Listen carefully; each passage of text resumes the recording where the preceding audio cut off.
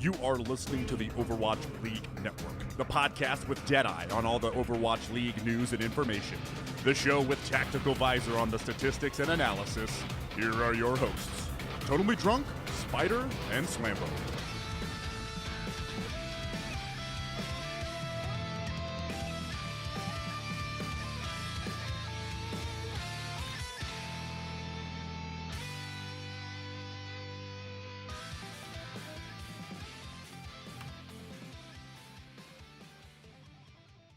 What is up, guys, and welcome back to Overwatch League Network, the podcast that now has an outdated intro and outro. I should probably fix that at some point. But we are the podcast with Deadeye on all the latest Overwatch League news, information, and esports analysis. I'm your host, Totally Drunk, and tonight we have episode 104. We are back from our Thanksgiving break. We have a ton of sign-ins that occurred over the past week and a half. We got two teams that have basically locked in their rosters for the 2020 season. One of which looks a lot better. The other one is kind of like, well, what are you doing, London? More on that later. And of course, we had one particular sign-in out of the Philadelphia Fusion that has sparked one of the bigger community topics of the off-season, which is kind of like overshadowing some other pretty big news on the Overwatch League front. So before we can get into the news and introduce you to my co-host tonight, let me just take a quick moment to thank everyone who is joining us on Twitch for our live show, and of course I have to thank all of our repeat listeners. So as you can tell, we do have a full house tonight. We have two returning hosts, that being none other than Anura and Booger. Boys, thank you so much for joining me again here tonight, but, to start things off, how was your Thanksgiving break, Booger? Let's go ahead and start with you. You're muted, by the way. How's that? That's perfect. Better? Okay, my bad. Thanksgiving's good. We had some time off work. I started watching the original Stargate SG-1 series. Nice. Yeah, pretty much being lazy. Back to work today. Back to the normal. Absolutely. So I know, Ed's talking about your Outlaws hat, but you know what? He was just channeling his inner Ed by, continuing to be mute right out of the gate. So he got it out of the way early, and now we can move on at this point. But Anura, how's the week been treating you? It's good. My Thanksgiving was great. Just hung out with family, and then I celebrate with the Black Friday new chair, so I'm super excited. Beforehand, I had one of those just bad. It was a bad chair, and then I finally got a new one. I'm so excited, honestly. But that's basically how I've just been doing that and playing Pokemon, so it's been good. I've been holding off on getting a new Pokemon. I really need to fix that. Since I was kind of waiting that one, but I played too much Hearthstone Battlegrounds to really jump into anything else right now. So I'm trying to be good. I don't know if I'll be able to wait until, Christmas. That seems like a bit of a stretch on my front. But it's been a good week. A lot of announcements that we need to dive into. Quite a bit of roster news, actually. We did have a little bit of off-season exhibition matches, which we'll kind of circle back to when we get around to the new Shanghai roster, since they did have 4 new additions to their team.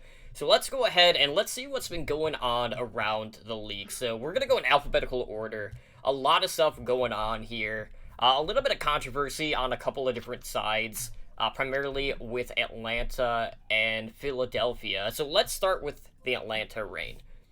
So we do know that former Atlanta Reign DPS NLAR has announced that he is going to retire after he parted ways with the Reign back in November. And one of the reasons behind this decision was the fact that there were a lot of disagreements between him and the team's coaching staff. Now, from his twit longer, he said there was just a lack of communication from the coaching staff about what the status of his contract was. And that was kind of the primary reason behind this decision. Now, he was warned about his release, and this was kind of near the end of the tryout process. This was back on November 6th. And, due to that short notice, it was pretty hard for NLAR to find tryouts at this point, to be picked up by another team. Of course, this drew a response from their head coach, Sephi, who said, it was 100% our intention to re-sign NLAR until we were able to secure Sharp, who they had picked up from Team Envy. And that was at the very last minute. And, he went on to say, like, they were able to get Enlar a couple of late tryouts. But, he was playing in Russia. He had pretty high ping, so it's not like it was the best environment at that point. But, the most interesting thing about this is that Seffi had noted that he would prefer a system that disallows player sign-ins until all options have been pursued.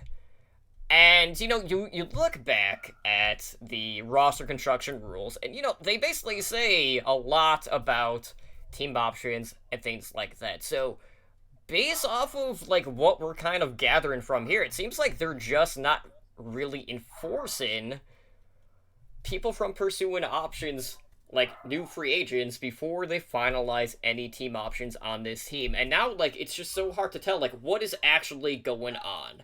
But, like, there's been a lot of back and forth from both sides. A lot of people are just kind of, like, shrugging and just being like, well, why didn't your agent, or why didn't you try harder in order to, get some tryouts? Like, because nothing at this point is a guarantee. It was just kind of, like, glossed over by both the player and his agent at this point. So, I can't say, like, the blame is fully on the Atlanta Reign staff. Because, like, it's not like they didn't go out of their way to try to get tryouts, but it was just ill-timing because it was so late, where a lot of teams had already made their pickups at this point. But Anur, how are you feeling about this? Like, do you feel like more of the blame is on one side than the other, or is this kind of like just everyone's fault at this point? Right. So I think Flame said it well, which is like, if you're on a team contract, just try out for anything you can, just go, because you're not guaranteed. As long as you're not guaranteed, you need to try out for whatever you can. It was Flame who said this, and I can't disagree with that, because it's your job to figure out what's going on with your future, and if it's uncertain, you want to make sure it's certain. You gotta tell your team, like, hey, I understand that you have me on team option, you might pick me back up, but I need to check out other options, because if not, this is my career on the line. And you can see what happened with Enlayer; it just did not work out. I do think they had I think Atlanta Reign had all the want to get Enlayer back until they had the option with Sharp, and then once Sharp came in, they just took the bait, and they definitely came out better. But it's just because Enlayer was on team option, he didn't try any other options. That's just what I think. So. Yeah, it seems like a really just unfortunate. I think his idea to have the team options like finalized before signings happen would be a really good idea. I don't know if that's how they do it in traditional sports, but it seems like it could make it so you're not going to have that kind of confusion to start with. Before going into tryouts and team signings, just everybody knows on the team or not, it'd be a lot easier. Right, so at the end of the day, the best way to put this is don't leave anything by chance. Because nothing is a guarantee at this point in the Overwatch League. Exactly. And if you were someone that was glossed over from the path to pro, I think right now you probably feel that more so now than ever before, but more on that later. So let's shift gears and let's move into Boston, who have made a couple of changes as well. So first up, they went out and they picked up the former Seoul Dynasty DPS player in Munchkin, who is coming out of, and I'm going to air quote this, retirement, because there's surely never any retirement in esports. You can use that term as loosely as possible. So Munchkin, primarily known as a hit scan player, more so on the Tracer. He did flex over to quite a bit of Zarya when he was on the Dynasty this past year. And then they also went out and picked up Brussin, who is from Angry Titans, who is one of the bigger, EU teams out there, out of contenders, who is an off-tank player. But, he wasn't really with them a whole, long while, but, he did compete with Team Netherlands in back-to-back World Cup teams. So, Booker, we've seen Boston make a lot of these small splashes when it comes to the free agency window.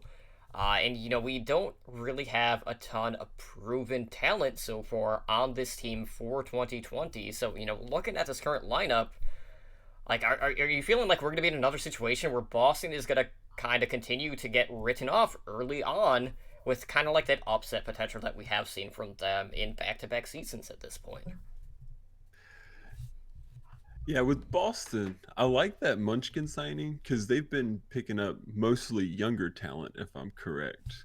And Mhm. he's been in the league before, so hopefully he would be able to have a somewhat of a leader role. Um, he's in the season last season, he played pretty all right, so he's got potential. So I think that might be one of Boston's better signings this off season.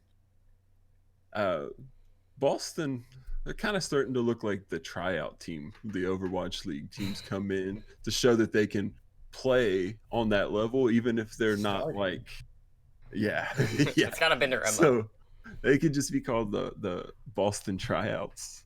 But I think it's a good opportunity for both those players. They're gonna have options to probably maybe get found by a team that wins more.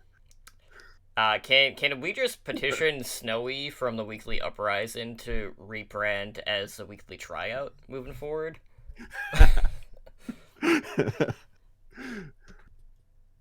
I'd love to see that. I don't think he's gonna be on board with that, but shout out to Snowy. All right, but anyway, so Boston, kind of still middle of the pack. But like there's some other teams out there, Anura, who have kind of been echoing some similar sentiments on that front. But like, knowing Munchkin has that experience, do you feel like he's gonna be like the veteran leader on this team at this point? Like knowing who's currently on their roster. I really think this is the perfect opportunity for Munchkin because he's been on Dynasty for so long and has been under Fleta as like the star. I think he can really become what he wants to be as a star. I don't know how good he's gonna be, but I think he's gonna be a star for the team. Probably playing the most. His Dracer was really good in the first season. I really hope he can prove just his worth, whether it's good or bad, just his worth on Boston. So I have high hopes for him, at least on the Boston team, to be both a leader and maybe a star. Well, they'll have more opportunity if Dive ever comes back, but without that, it's kind of hard to see what Well, sort of impact he'll I have. just put the tracer in front, but I mean like he's a good hit scan. I think he can really help the team. I don't know how good Jerry's going to be. I think he can work really well underneath him. So I'm hoping good things, but it's Boston, so you can't really hope too much. Unfortunately. So let's talk about another team who's been trying to right the ship, so to speak. That being the Florida Mayhem, who have gone out and have actually turned to former Runaway members in Yaki and Gain Namjin. Both of them getting picked up. So Yaki, projectile DPS specialist. Gain Namjin, who had been their flex support. So, like, going back, Mayhem, they were like, okay, we're never going Korea, and then they went budget Korea, and now they've kind of, like, upgraded, kind of, not necessarily across the board, but more so on some of the more power positions that were some of the weaker spots on this team in the last year. So, are things finally looking up? Are we gonna see Mayhem's final form at this point, or do you feel like this is still gonna be a team that's trying to like claw their way out of the trenches at this point? Maybe they can go into double-digit wins. Maybe. Let's hope. I think these are great pickups. I also their head coach was it Kuki. I think he did a lot with Runaway. So I really hope that they can do a lot together. But it's at the end of the day, it's Florida. I have to see results before putting them up any further. Mm-hmm. It's understandable because I mean they did finish 6-22 in the regular season this past year. Most of those wins come in the later stretch as well. Yeah, Florida seems like they're a team of slow improvement. Last season, we saw them really come out in the stage 4. So if they're going to continue that progress upward, we know that people from Runaway have had quite a bit of success in the Overwatch League. So it seems like one of those just small little steps to get to be a better team. I don't think they're going to blow the doors off the league this season, but I think they'll finish a little higher than the past 2 seasons. So they'll get 7 wins. They'll finish in 18th place. instead of last place. Minor increments here. But I'm It's the little really things.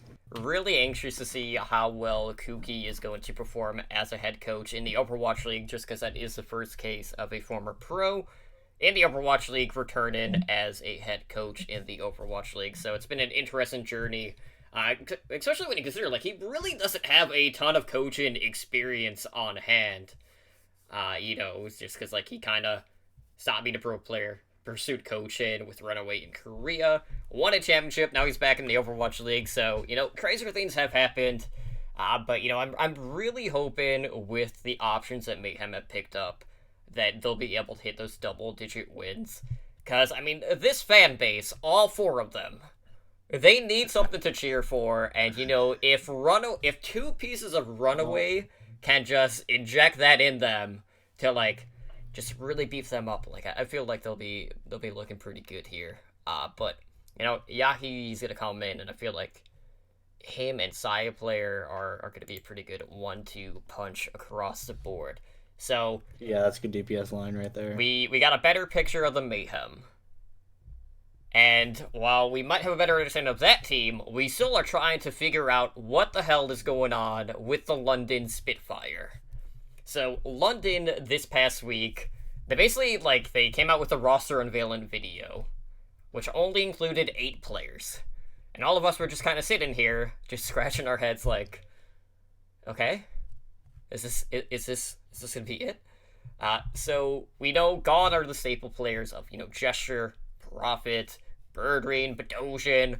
Basically everyone is gone from this team outside of Krillin, who was always their bench boy, waiting in the wings, potentially. I love Krillin. Everyone wants him to be the next Jonak, but who knows if that's ever going to happen. But we have 8 players on this roster, so they went out and they've turned to the LGE Hiwa main tank JMac, so he'll be on the front line. And this is someone who won consecutive Chinese contenders titles with LGE. So as we know, he'll be with Fusion Uni's Flex Tank Bernard. So relatively young tank duo on the front line there. So at DPS, we have the former Runaway DPS player Shui, as well as Gen G's Glister. So he gets promoted to the Overwatch League, just not with the Dynasty. And then on the support line, joining Krillin, we have Fuse, also from Fusion University, as well as Flex Support, Highly, who got picked up from the Dynasty. And then we have Sanguinar from the Gen G sister team, Gen B, which is a tier 3 team. So we essentially have these 2 relative unknowns on the support line. Highly saw a little bit better play overall, but still hasn't been a true standout, across his Overwatch League career right now.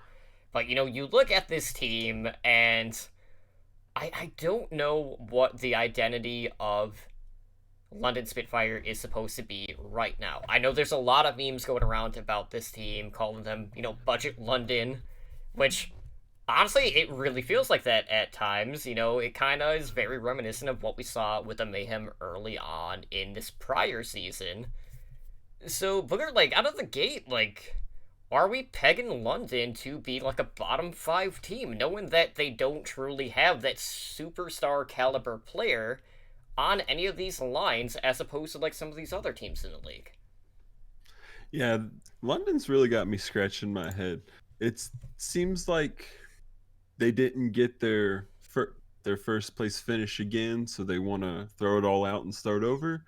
But one thing that also strikes me is they have, out of their players, there's 4 support players, 2 DPS, and 2 tanks. So they have no backups if somebody gets sick on DPS or tank.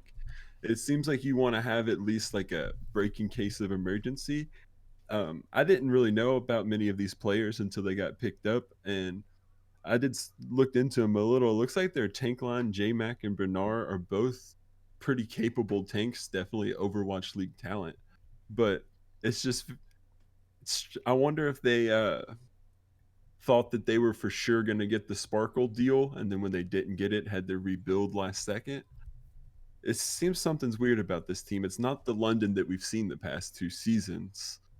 I don't know if I would put them bottom tier because of some of the other teams in the league, but I would not expect them to be doing as good as the past 2 seasons. Maybe a good middle of the pack team, something like that. Well, London's always kind of been that inconsistent Korean team, and judging based off of what we have seen so far, on paper, that might be a trend that is set to continue in 2020. Well, I really see this team as more of a London dynasty over just like Seoul is just a Seoul Spitfire. It's just London dynasty. They picked up Glister. They picked up Hiley, Bernard, not Bernard. Glister, Hiley, and then who's the third one? I feel like there's a third one. Anyway, I feel like they really are just like switching positions, and then this team is a risk. It's a really high risk. I think they're really putting it on the coaches. Be like, these guys have potential. We're gonna try to bring the potential out of them. They have Krillin, who I really hope is the next Jonak. I don't think he's gonna be, but I really hope. On my Twitter, I'll post anything about Krillin because I love the kid. I think he's gonna do great. I wouldn't be surprised if they do well, but I also wouldn't be surprised if they're bottom 5. It's one of those teams. It's just like, who knows? At the end of the day, I'm hoping for the best because I really like the underdog story of all these contenders and not even like open division players just coming out of the woodworks and just creating a dominant team out of them. But I don't know how well it's going to happen. It's really going to have to. I think Glister's going to really have to carry for this team to do well. All right.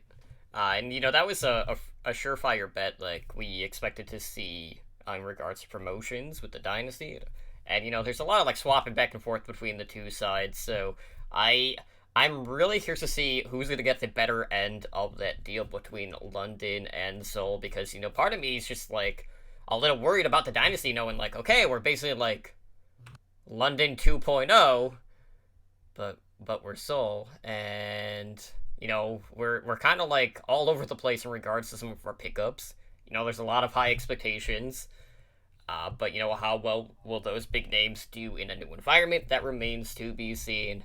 But I have to say, like, across the board, like, I just look at this London roster and it's just like, who? Like, it's not like who's who. It's just like everyone just curious, like, who are these guys? Right. Complete question marks. Basically, at this point. So who knows what the ceiling is going to be on London in 2020. But we'll do a deeper dive once we get a little bit closer to the season, when we do our division breakdowns to take a closer look team to team once all the options have been weighed and actually announced. Because it's kind of been shaky on that front still to this point, and we're how far into the sign-in window? Pretty far. So moving into New York, we got a couple of sign-ins from them. They did promote Bianca, formerly of XL2 Academy, who did go on hiatus, in case you missed that news. Then they also went out and they picked up the main support from O2 Blast, that being Mondu, who had played with WGS Armament prior to joining O2, and he's only really been known as a Lucio player. So that basically says, this is a backup to Animo. Bianca, we all pegged to be a call up for New York Excelsior. Sure enough, it did happen at the end of the day. So really not too much to go on that front. This was an expected sign-in, but Mondu's been a name who's kind of been thrown around since really the inaugural season, but never really got the nod up until this point. So New York is in this position where they lost some pretty notable pieces on the front line.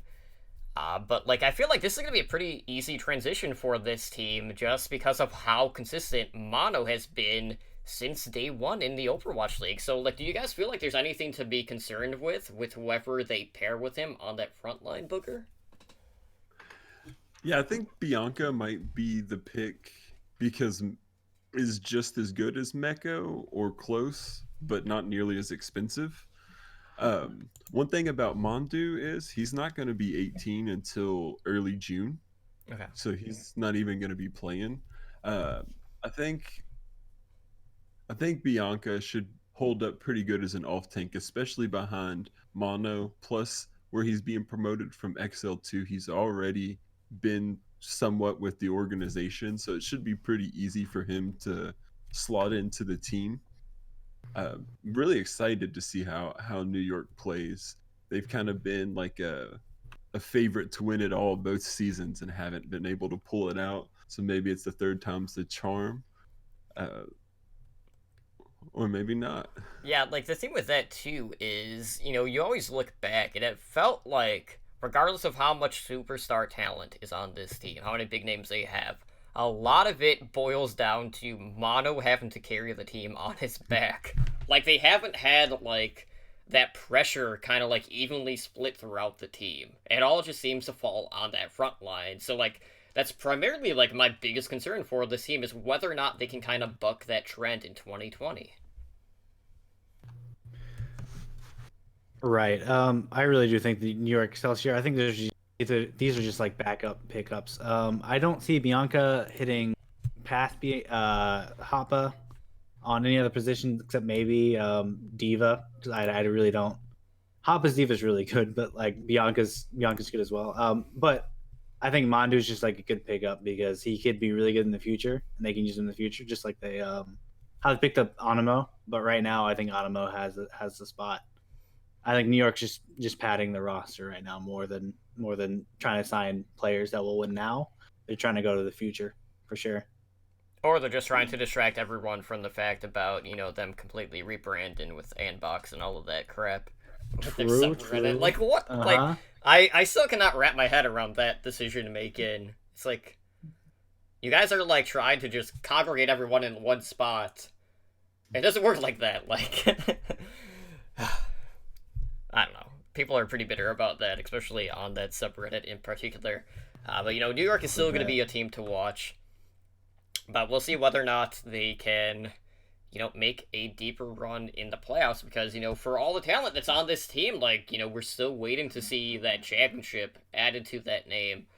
Or, they'll just keep losing out of the gate, unfortunately, when it really matters on that front.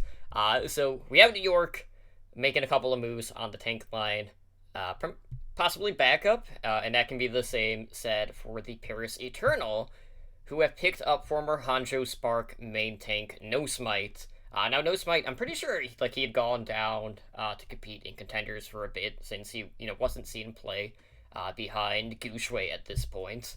But this is someone who started initially on the Hanjo Spark over Gushue. Gushue kind of took over and then never let go. But, Paris has been a team who has been picking up a lot of Korean talent during this offseason. Obviously, the bigger news on that front was them winning the Sparkle lottery, as well as a couple of the other Element Mystic pieces as well.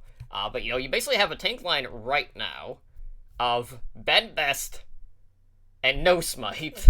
We have no off-tank for the Eternal yet. There are a lot of notable names still out there. Like, I know QOQ did leave Runaway here within the last 2 weeks, so potential landing spot could be. I don't know. Like, we'll have to wait and kind of check on that front.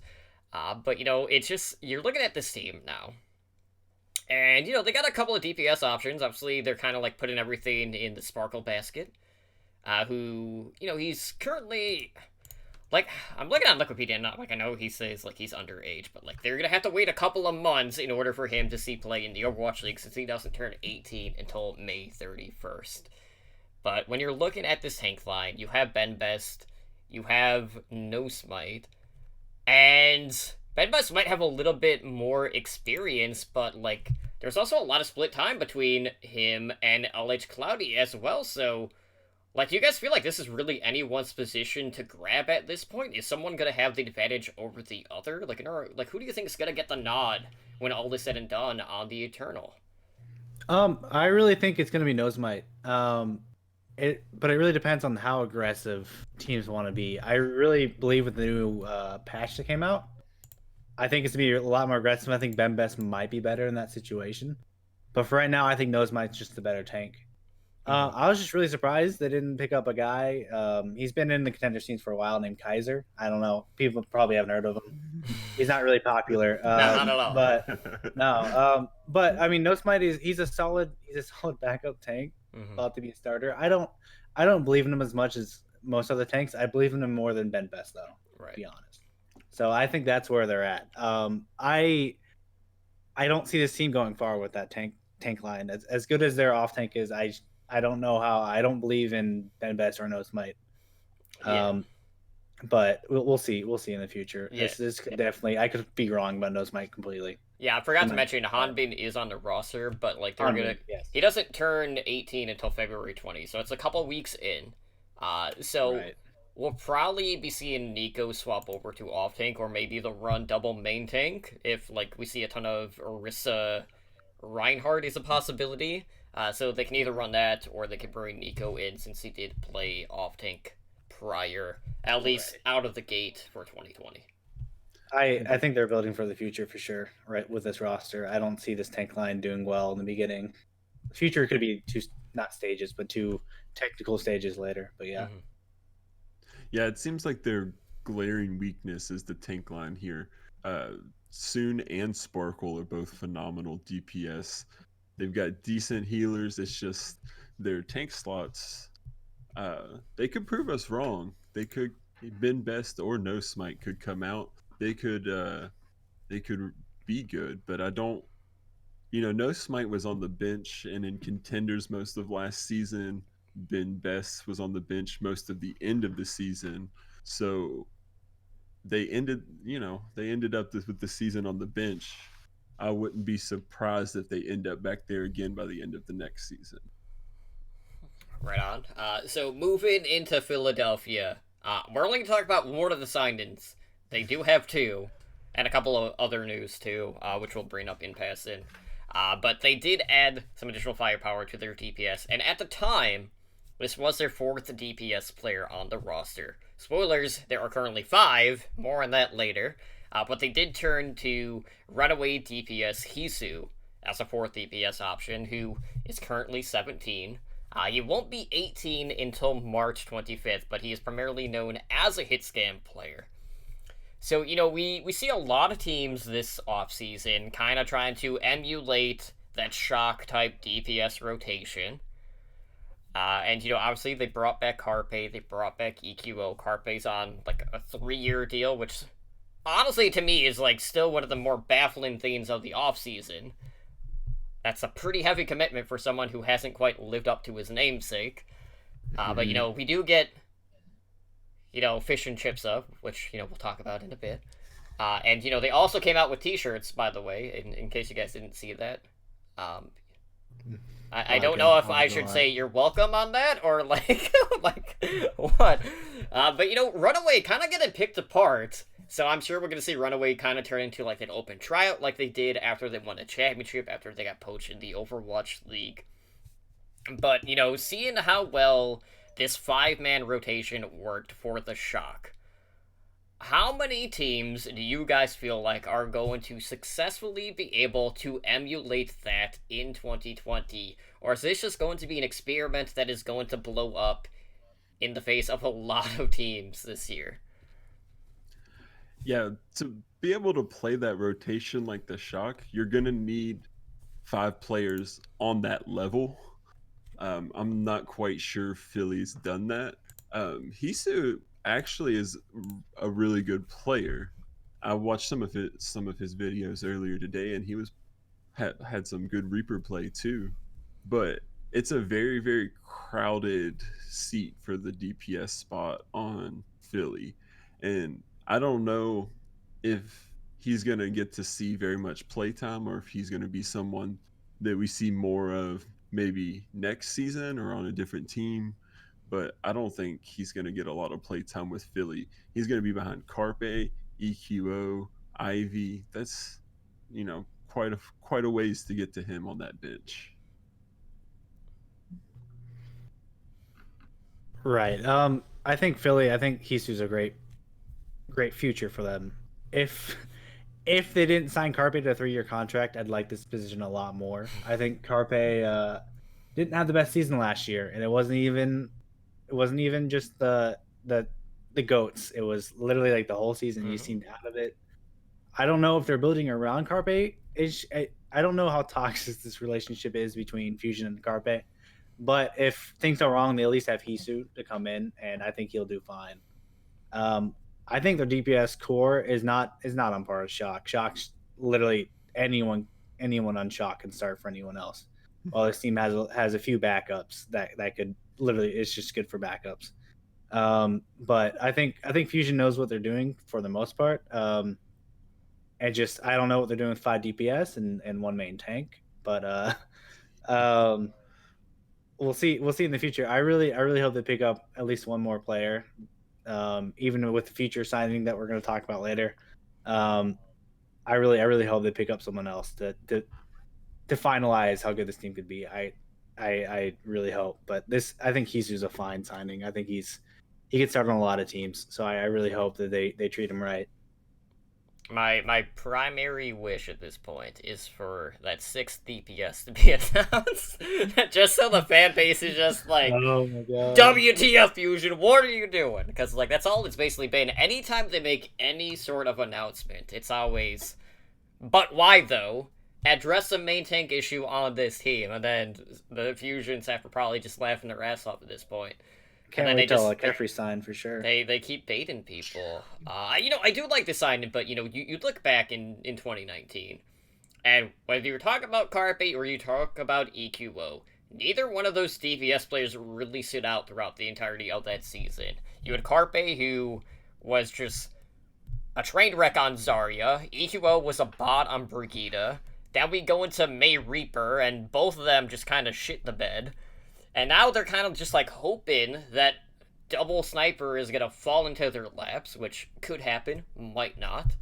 And they'd probably look better in that meta, but like I did not expect both of their DPS to be brought back in 2020 based off of their performance, let alone warrant a 3-year contract for Carpe. So like at this point, it's just like, how bad do they have to play in order for them to be like, you know what? We're going to be playing Hisu, or we're going to bring in Ivy. Because, like, we've seen how patient they have been with other positions on this team. More so than other positions. And it's just like, is Hisu ever going to see the light of day? It's really hard to get a grasp of that. But, like, I'm not going to put any money on it at this point, just knowing what we have seen from this team. Now, whether or not they address the main tank issue remains to be seen. Could happen, probably won't, but at this point you just have to wonder how much more is the fan base willingly going to take before they have a call to arms, so to speak, and just be like, you know what, we're washing our hands and we're walking away from the team at this point, because there's a lot of frustration being built up, and it's going to spill over somewhere. It's just a matter of when and where on that front. Now, obviously, that's not the only Fusion news that we have this week. They did actually just make an announcement like an hour ago in regards to Contenders Korea, which confused the hell out of me, I'll be honest, because they're like, oh yeah, T1 is entering, Overwatch. I was like, wait, what? Like, we already have T1, but I was thinking T1W, which is the Gwangju Academy, so I was like, no, that's not it. Like, and it's like, oh, that's just a separate esports organization who run in League of Legends, apparently. So T1, which is part of the Fusion umbrella, is going to compete in Contenders Korea. Now, I don't know if that's just a rebrand for Fusion University. Obviously, that team lost half of the roster, at least. So it's just like, okay, we swat and we missed in Contenders Korea with Fusion University. Okay, let's retool here. We'll come back, we'll have open tryouts or whatever. We'll go for turn 2. We'll see if it happens. Probably won't. But, it already blew up in their face once. Do you guys feel like this is going to be a better showcase for them now that they have a fresh coat of paint for the next Contender season? Or is this just going to be more of the same from Fusion at this point? I think they went into Contenders Korea thinking they were going to straight sweep them and do like they did in NA. And the fact that didn't happen may have left some. I'm like, we got to try this again. We got to do it. We Mhm. have, it could be more of a sign of determination, and I like that. It'll be a good story if they can actually do that, and it will pay off. But if they don't, it's kind of a big risk to take. I really just see this as a reaching out more for the T1 brand that their owner Tyler BLT has been trying to bring onto the team. I think going in from the last NA contender season, they looked really weak. They lost their first game to Mayhem Academy, which later got defunct into Revival, which did not do well at all. I really think that was the weakest Fusion team we've ever seen, and they went into Korean contenders, got whooped, barely made the playoffs, which they did look better, but they went against Runaway, who went on to win the whole thing. So I don't know exactly that they'll do better, but I really feel like they're trying to go to a different direction this contender season, and going full Korean might help them a lot, especially with the players that they still have on that Korean roster of Fusion University. Yeah, I'm looking forward to retiring my band FU jersey officially, so that'll be nice. It has its curse, and we'll see if that carries over with T1. But like, this is the first time we've seen these esports orgs starting to branch out a lot more. Because like, I know even like Runaway, as well as Element Mystic, were looking to pursue League of Legends teams as well, kind of over the past couple of weeks on the news front as well. So let's shift gears and move into Shanghai, who have actually finalized their roster for 2020. So they're actually bringing in a full 12-man roster. So in doing so, they've added a former LA Gladiators player. They picked up 2 players out of contenders. They picked up one of the Runaway supports to their ranks. So looking at their newest acquisitions, you have main tank Stand 1. We have off tank Void, which was kind of like a surprise. A lot of us were just assuming he was going to be joining Washington, based off of, a lot of the Gladiators pieces, kind of shifting gears over there. We have Lip on the DPS line, as well as Lee Jae-gon, who is a main support player, one of the boot gods of Contenders Korea. So, we got a piece from Team Envy here, who, later joined Gladiators Legion. Lip has kind of basically just been known as kind of like a Sombra Widow specialist with Blossom, who was a team that ran GC Busan, kind of like back in the day when they were Royal Rodin in Apex. Man, it's kind of a throwback. But man, am I excited to see Lee Jae-gon in the Overwatch League. I cannot tell you the amount of environmental kills that we've seen from him out of Contenders Korea. It's just a shame, like, we're not getting to see the Runaway support duo called up together on the same team, but I'm going to be happy nonetheless. Now, Anura, I know, like, we, this past week, actually got our first look at some of these Chinese teams. Unfortunately, I've not been able to catch that. Booger and I did, like, glance over the results. A lot of sweeps on that front with these exhibition matches at that Shanghai Masters Invitational. But this was really our first true look at the Shanghai Dragons with their new look roster. So I don't know how many of the pieces we actually got to see in play, but what were your initial impressions on this new Dragons roster? Like, how were they looking? I think they looked really clean. I like Lip a lot. He looked really good in this meta. He looked really good in any other position he needed to fill in. They filled in. They rotated the GPS a lot, and it was really well. So they went from Lip, Ding to Lip. What was the other guy? Ding. Well, they got DM, they got Fleta. Fleta. Okay, it was a lot of Lip, Fleta, and then it was Lip, Ding, and then it was Fleta, DM. And every single time they look clean. Stand 1, I know that Coach Moon has been personally working with them a lot to make him a better main tank, because he's not new to the scene, but he's a fresh to the Overwatch League. So he looked actually really good. And they brought in Gaguri sometimes to fill in for Stand 1. Oh, so it looks like they have a spot for okay. Yeah, they have a spot for Gaguri as well. It looks like they're really using all of their roster really well. And they sweeped every single team that they played. Spark, and they played Spark and Chengdu. And Chengdu had one close game when they went dive, but it really just wasn't. It was a 4-0. It was 4-0, 4-0. But Lip looked like the strongest DPS on their team, and he's literally just from Open Division or Contenders Trials. So he looks like a really, really fine pickup for them. At So least in this meta. was Gaguri getting subbed in on Orisa then, or was that more like It was Wrecking Orisa. Ball? Okay. It was Orisa.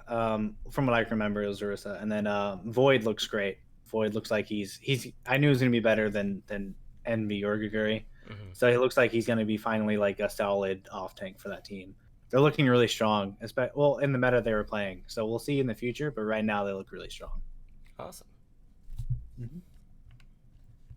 Yeah, who would have thought we'd be going into season 3 thinking Shanghai Dragons definitely top 10 team? It's crazy, but they've got Fleta, and that pickup should be pretty huge. And I think Dragons are really going to be top tier team this year, 100% competitors for the finals. I don't know, I'm not completely sold on them yet, but I am looking forward to checking out I'm not the VODs. sold. Last year they barely made playoffs, even after their stage win. But it looks like Coach Moon has a plan for this team. So I'm excited to see what he can do with this team and how well they can perform under him. At the end of the day, though, you never know. There's so many teams that have improved. It looks like right now in the meta they're in, they looked really clean, but they didn't look like they formed well in other metas. So we'll see in the future for Shanghai for sure. Yeah, for me, it's just a matter of, well, you address the elephant in the room of the implementation of Rollock in the Overwatch League. We saw Shanghai really pop off when they were able to run 3 DPS comps, and, 1 tank, and they looked fantastic there.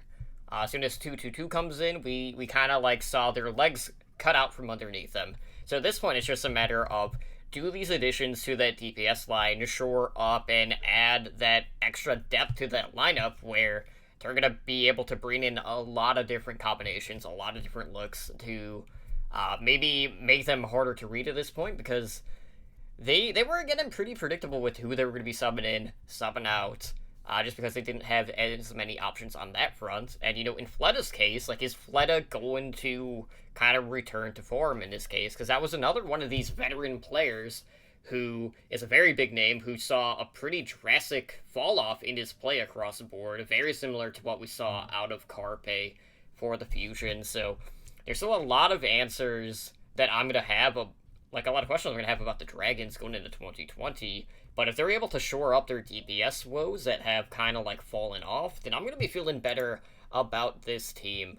But, whether the Dragons are going to be able to, emulate Trogdor and just burninate the village remains to be seen.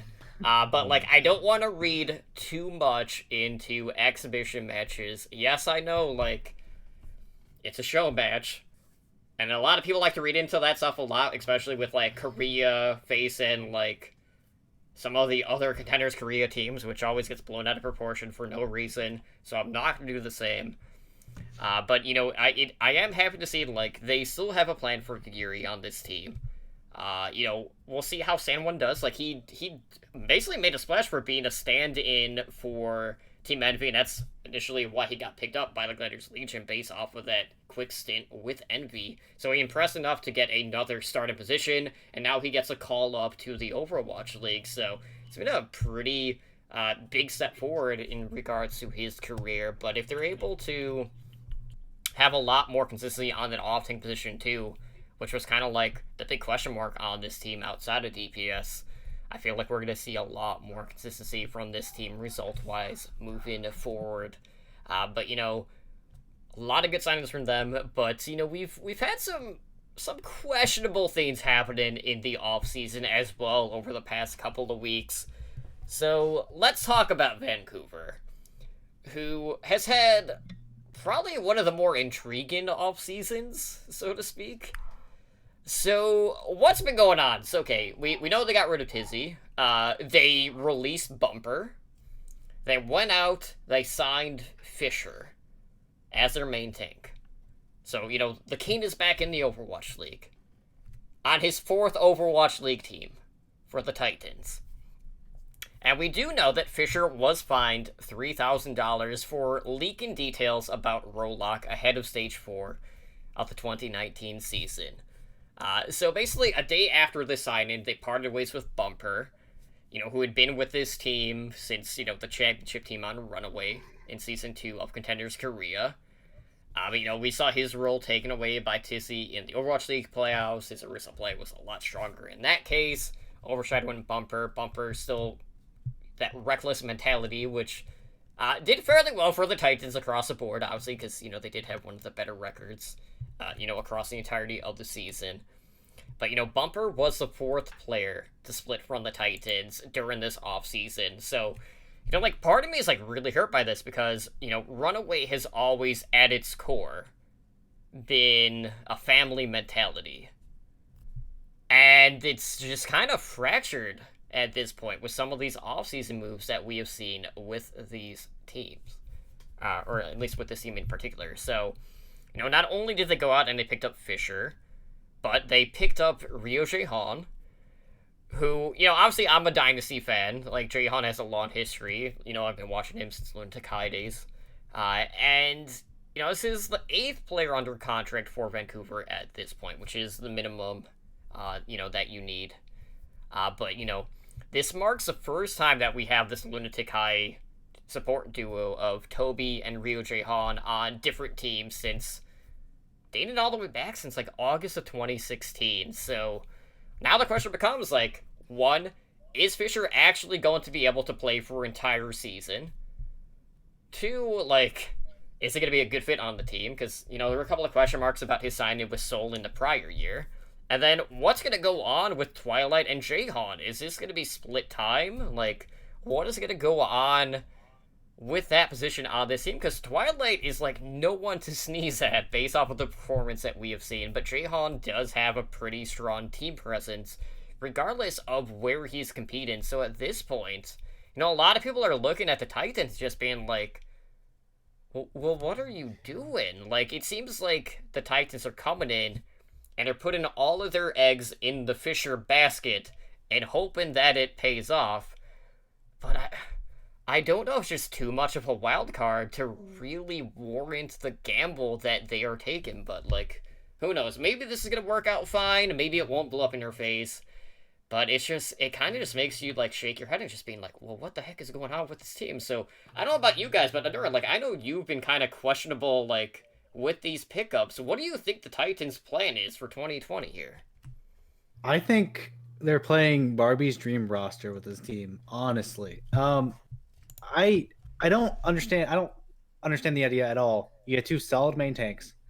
You get rid of both of them, and then you signed Fisher, which is the most controversial and unsecure main tank that's been in the league. He plays amazingly. But why would you drop Tizzy and Bumper and then get him? And then Ryo Jaehan, if you play him over Twilight, I don't understand the reasoning other than the fact that you like him, Ryo Jaehan.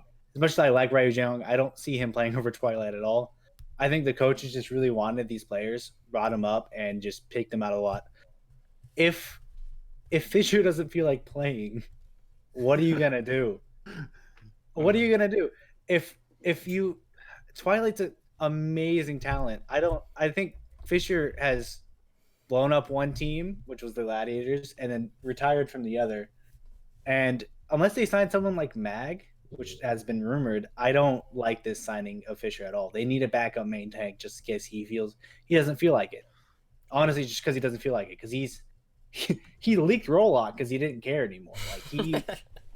I don't know what they're doing with this roster. They had a solid family-based main, and now they're gonna make Fisher the leader of this team, has known as just it's like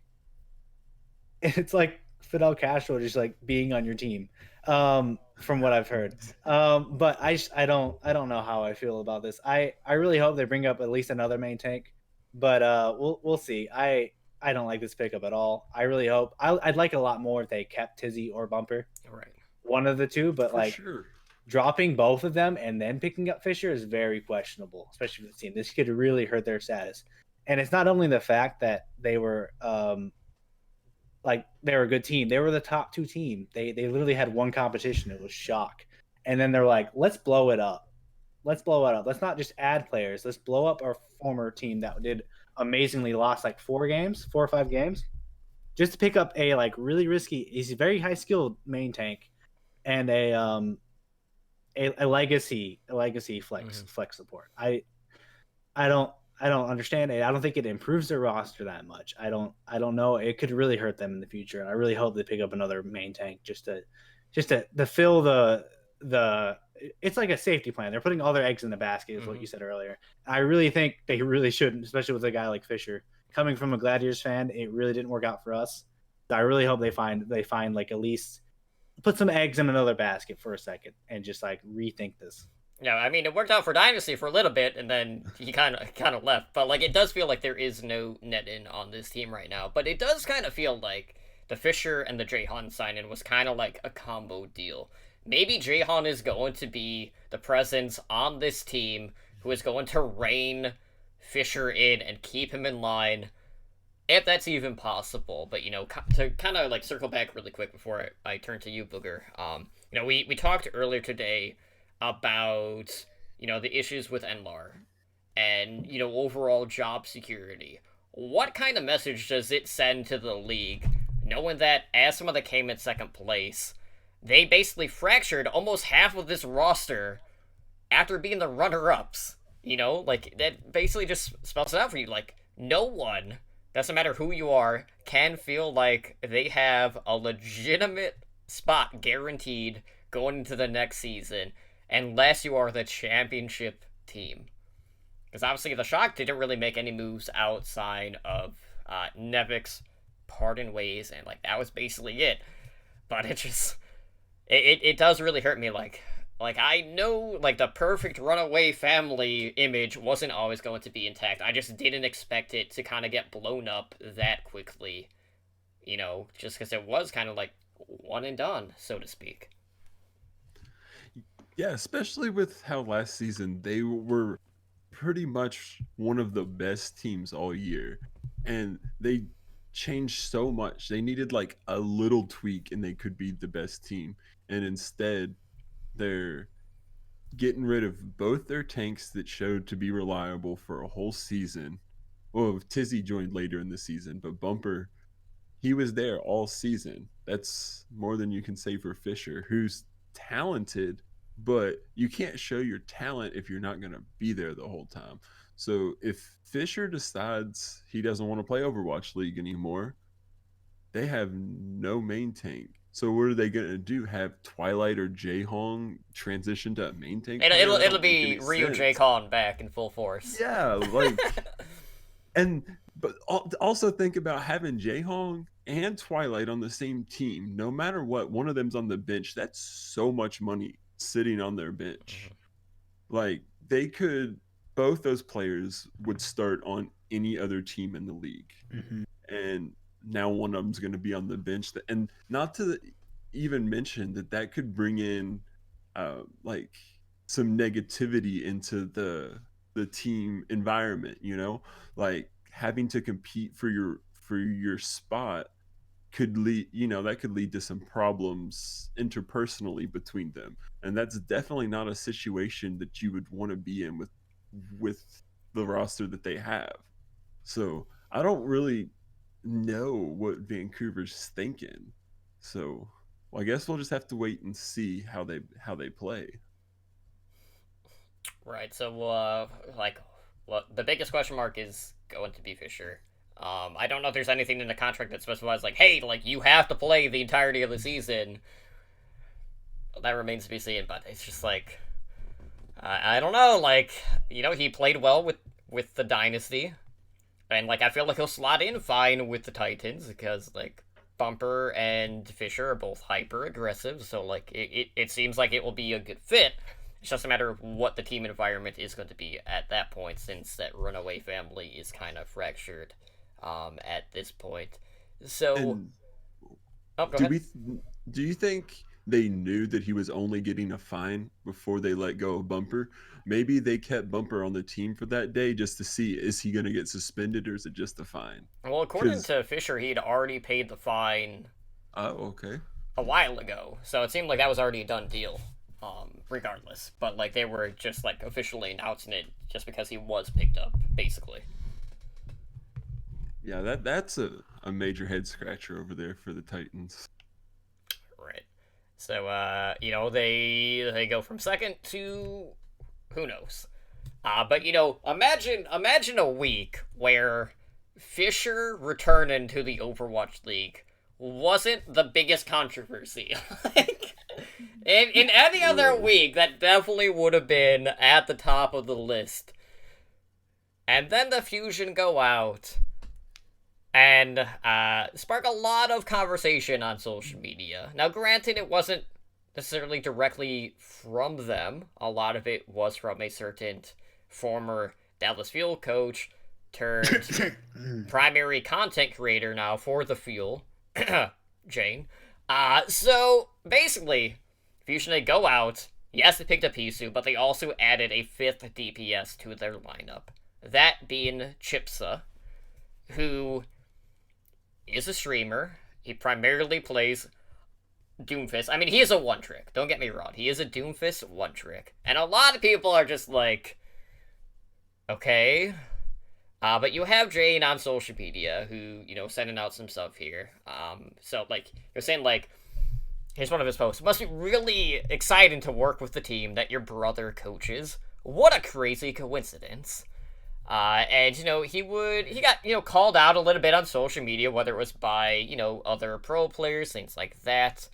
And I remember, at one point, they were kind of, calling in question some of the Dallas Fuel pickups that were kind of, similar to this.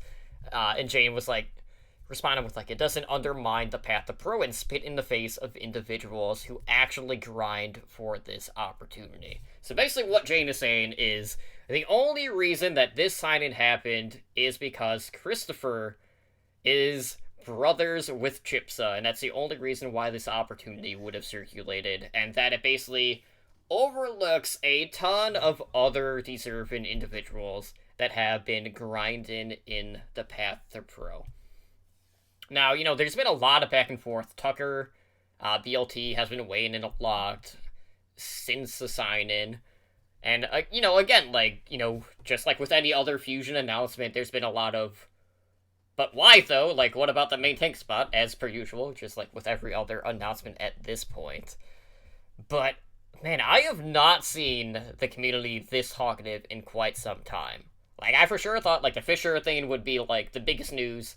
Then Chipsa gets signed. Then there's just been so much banter back and forth. It's been one of the hottest community topics we have seen probably since the introduction of 222 in 2019. But, I know a lot of people have been well, why do they need another DPS on this team? And, to that point, it's when you look at someone like Chipsa, regardless of any sort of scrim experience, regardless of his relation to Christopher, at the end of the day, this is a low-risk move by them. Because they really don't have a Doomfist player. If Doomfist becomes meta, maybe Chipsa's just gonna come in and pop off. But if he doesn't, they could just cut ties. It is what it is. But it's high reward, low risk. They're really not losing anything outside of this because they do have some. They probably have enough flexibility with the other 4 DPS that they have, but man, a lot of people are just really? Chipsa? This is the guy you're turned into at this point. When chances are, he's probably not going to see any play unless Doomfist is meta. So I don't know how you guys are feeling about this. Obviously, a lot of people are upset over the quality of the sign-in. A lot of people are calling nepotism. Where are you guys standing on this debate? Because, I've heard both sides. People are kind of all over the place, but a lot of people are just fed up with the fact that they see this as a slap in the face of basically anyone who is in the path to pro at this point. Yeah, it doesn't make sense that they sign another DPS player. That seems where it seems to be kind of an issue. If they would have signed a main tank streamer player or someone that they really needed on their team, I don't think the controversy would be as big. They have so many DPS players already. They literally do not need them.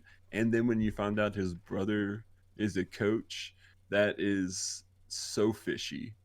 I don't see how it couldn't be at least a little bit of nepotism there, because they still don't even have a legitimate starting main tank.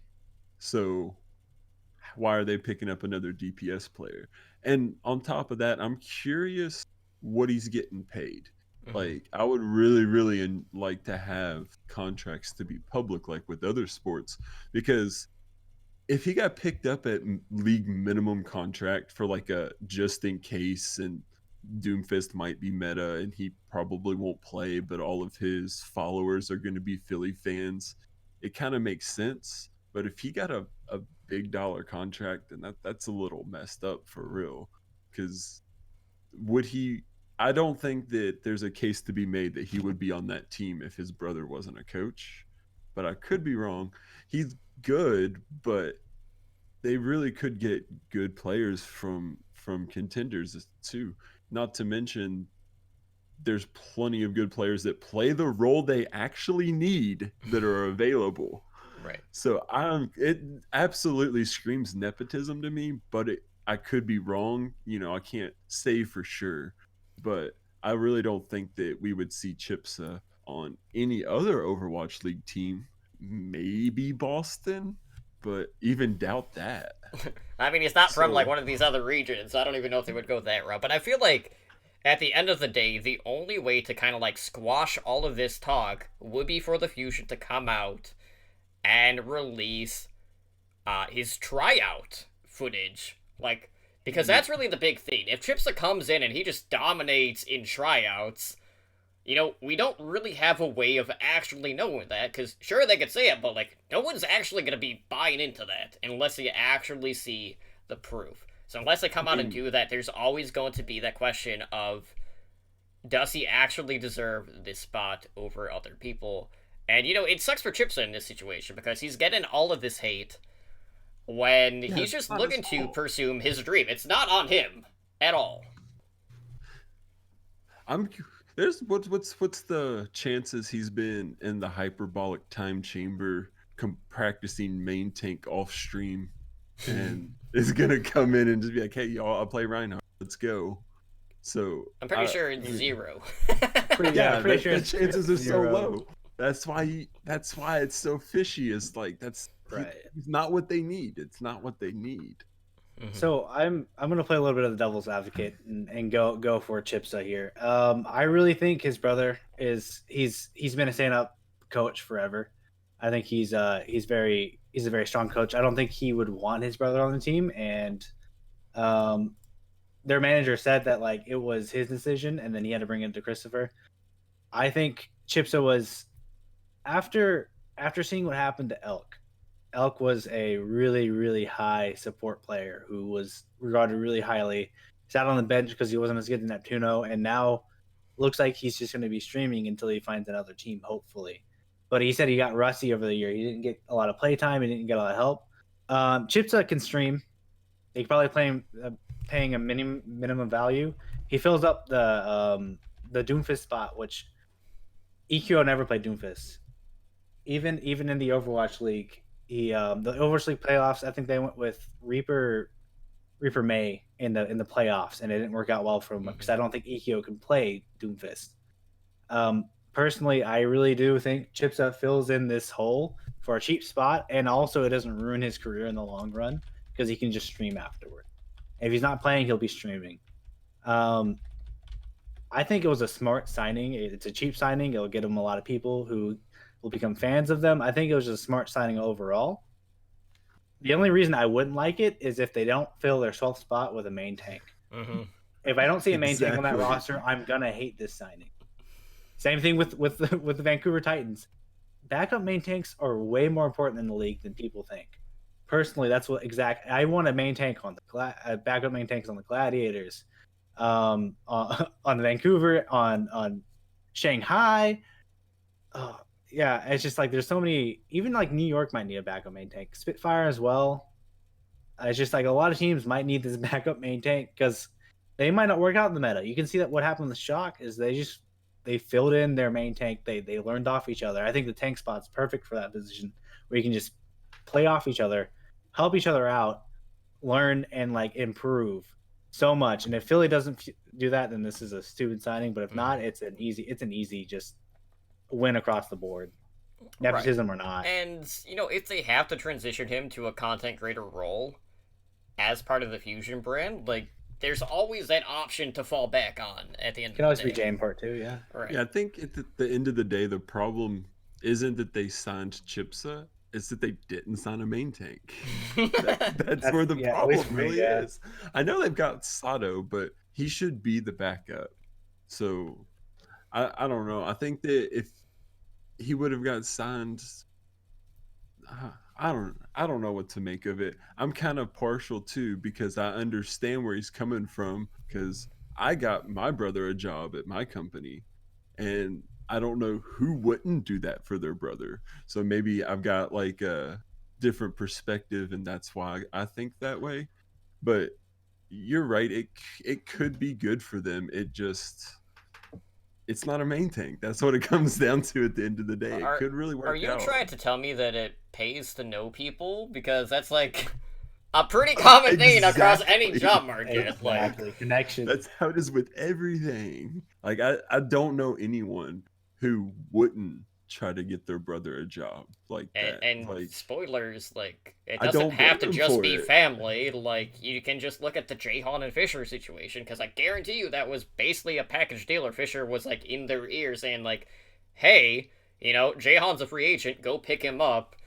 And sure enough, they went out and they got him. But like, the thing that drives me up the wall is the people that are out there being like, "Well, you pick up Chipsa, who doesn't have scrim experience." And to that, I'm just like, well, have you guys not been watching? Like, there have been other Overwatch League sign-ins that have come, like, straight off of ladder, and, like, no one bats a freaking eye. Like, just look at Krillin, look at Jonak, like, two primary examples of that. Like, this is not the first time something like this has happened, but it's just the fact that they just latch on to that nepotism argument, and they just haven't let go since.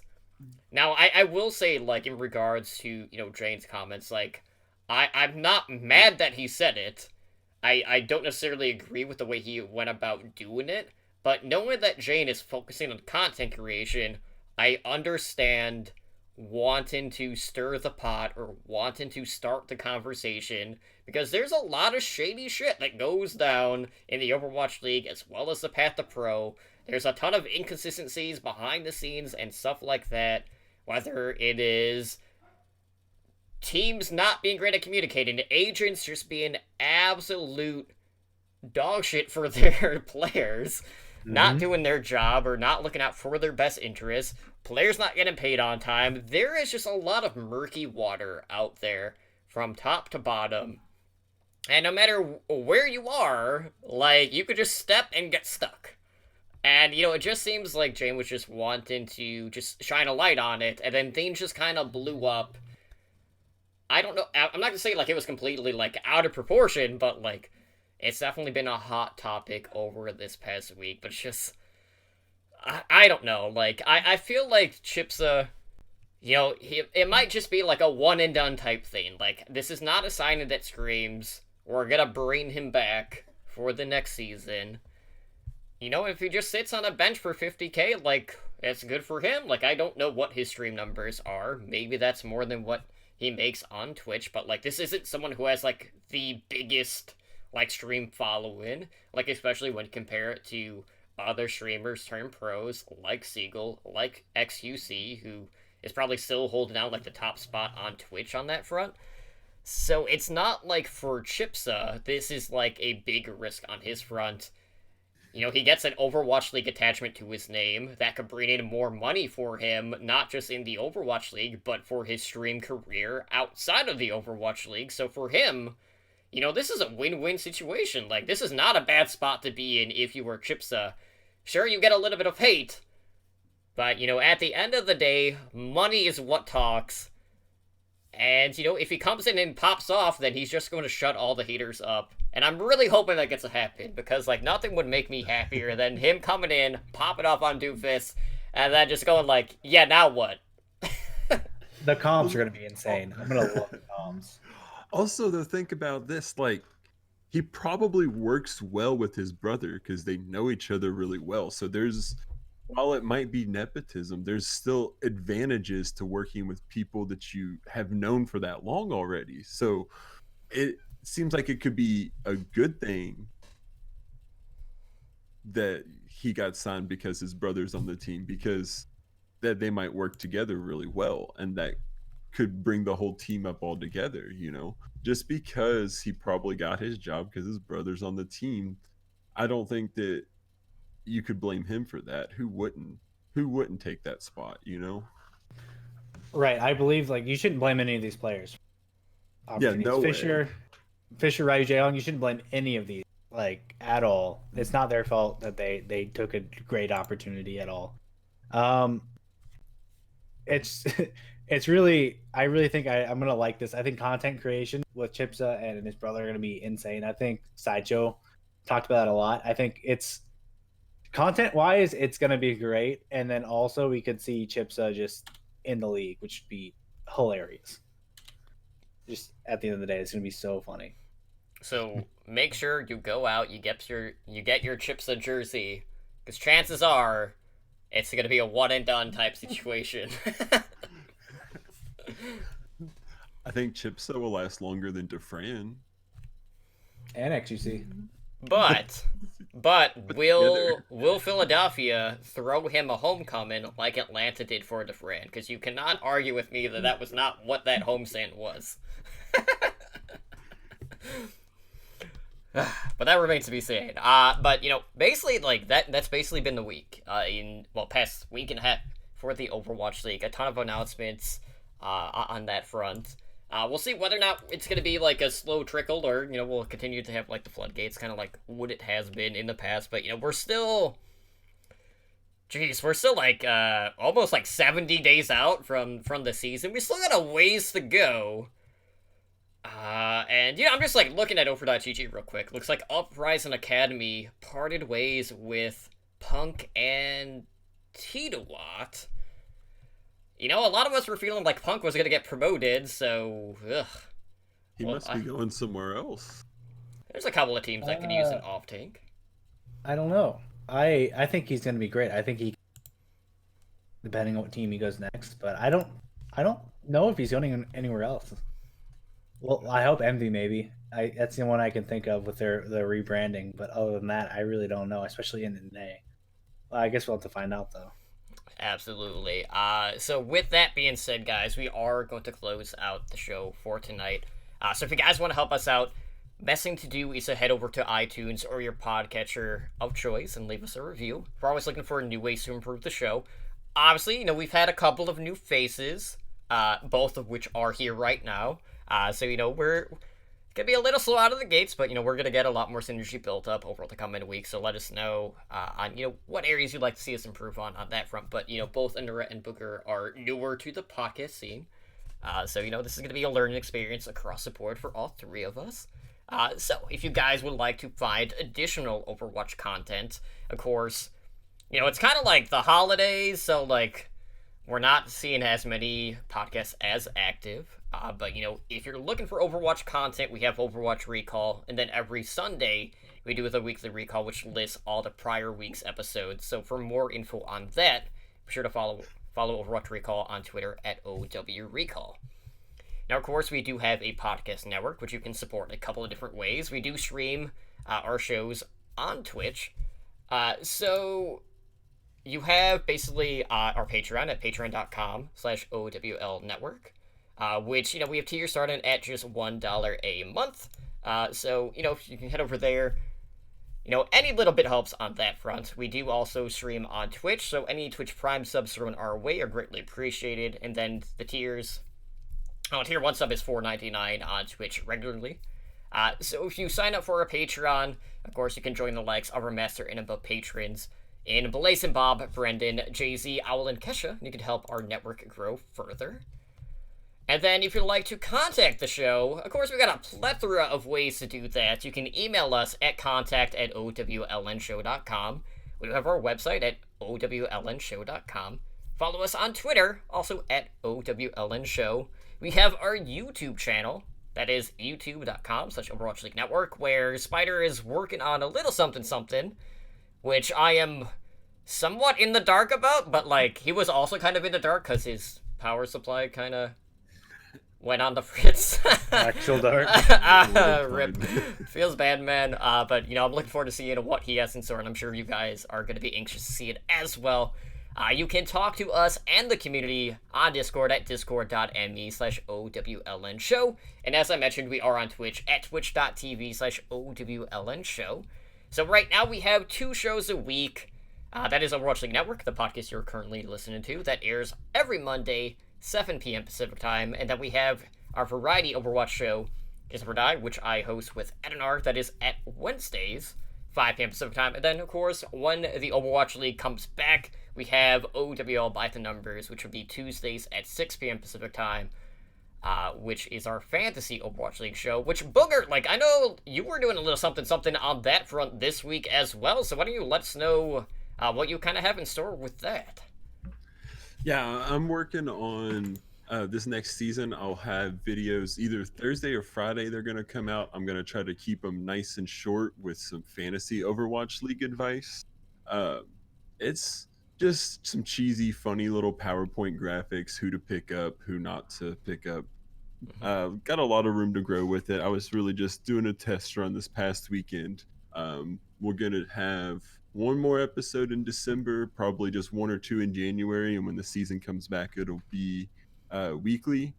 You can find that on my Twitch at Boogerbrains with 2 Z's, BOOGERBRAINZZ, and that's also my Twitter handle, where I'll update all the times that it's going to air and whenever I'm going to do some Twitch streams. I've been streaming a little bit of Teamfight Tactics here and there. That's probably going to be a Saturday thing going forward. And that's about all for me. All right, sounds good. So, Anura, where can our listeners contact you over on the social media? You can find me on my Twitter. I could spam your if you want me. At Anira_009. I just I tweet about anything and anything. But I try to stick it mostly to Overwatch League. Probably too much about Gladiators, but mostly Overwatch League. So you can just find me there. I'll be there all the time. So. All right, and as for myself, you can follow me on Twitter at TotallyDrunkCTR. And then I do stream Monday through Thursday on Twitch at twitch.tv/TotallyDrunk, where you can see me completely butchering my rated in Hearthstone Battlegrounds, only to not stream and come back higher than what we started with after I lose 200 on stream. I don't know why that keeps happening. That's just kind of like the nature of how things work with Hearthstone Battlegrounds for whatever reason. But just as a reminder, Edinar and I did start a Hearthstone podcast specifically for Battlegrounds. That is Tavern Tales, which is available on podcatchers across the board now. Took a little bit of time on iTunes because of the holidays, but we're greenlit pretty much everywhere at this point. And we will be recording a new episode once that December 5th update comes out for the Battlegrounds. So we should have a new episode out later in the week. So with that being said, guys, I do want to thank you again for joining us here tonight on Overwatch League Network. This has been episode number 104. I've been your host, Totally Drunk, joined by my co-hosts, Anura and Booger, and we hope to see you guys back Wednesday night for our next episode of Heroes Never Die, which honestly is probably going to be a lighter week, since we recorded last week as well, so we'll have to see what else is going on outside of the Titans news on that front. But thank you for joining us, and we'll see you guys back next time. Take care, and have a good night.